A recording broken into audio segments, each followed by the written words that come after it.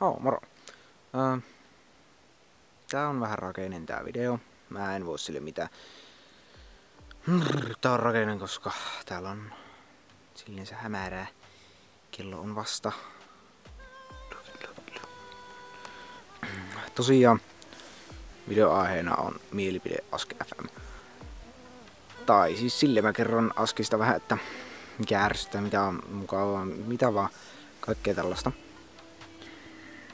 Mä kertoisinko mä vuorotellen vaikka näitä juttuja.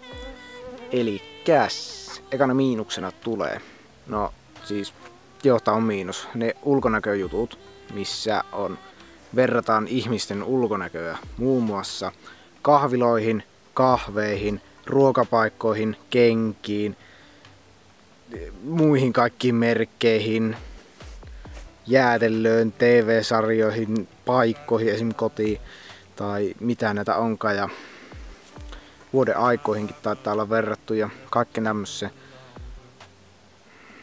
Se on aika negatiivinen toiselta.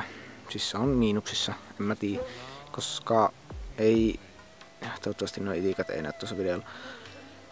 Se on aika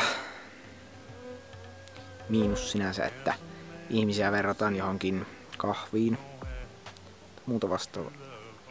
Juu, ja sitten mennään siihen ekaan niin sanottuun plussaan. Se on aina välillä semmoista mukavaa ajanvietettä, siis tarkoitan, että sillä on ihan hyviä juttuja joskus ja kuvia ja tämmöistä. Tää niinku on, jos on tylsä, niin sitä on mukava selata.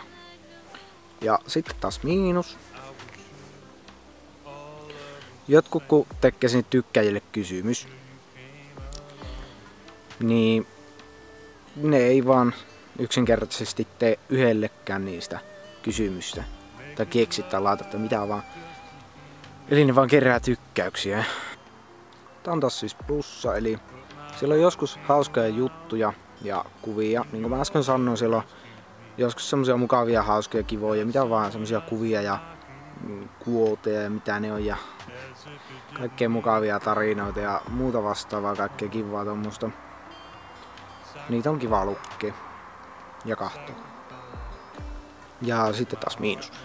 Eli kaikki se kiusaaminen ja haukkuminen ja kaikki tommonen on ihan turhaa. Mä en tajua, miksi sitä pitää tehdä Askissa ja vieläpä anona. Se olisi... Mikä on epäsäälittävä? En mä tiedä. Se olisi paljon epäsäälittävämpää. Mikä sano? Jos edes nimellä kävisi, mutta kun ei tarvitse nimelläkään käydä. Ei tarvitse käydä ollenkaan, koska ne niinku siis jotkut niin...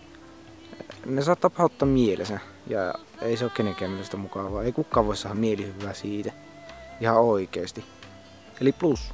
Joskus saattaa tulla piristävä juttu, esim. Kehu tai muu vastaava semmonen, josta tulee oikeesti hyvää mieli. Ja miinus. Eli ne kaikki anonyymit, jotka laittaa kaikille siis. Ne, jotka luulee tietävänsä muiden elämästä aivan kaiken ja ylipäätään kaikesta kaiken. Ja plus. Eli joskus siellä on kaikkia mielenkiintoisia faktoja ja mielenkiintoisia, just semmosia niinku urbaaneja legendoja. Kaikkea muutakin semmoista. Miinus. Eli siellä on joskus niitä kaikkea ahistelijoita, jotka niinku pyytää esim. Jotain semmosia kuvia jostain, paljastavia kuvia siis. Tai muuten vaan ahistelee jotenkin ahistavasti. Ja plus.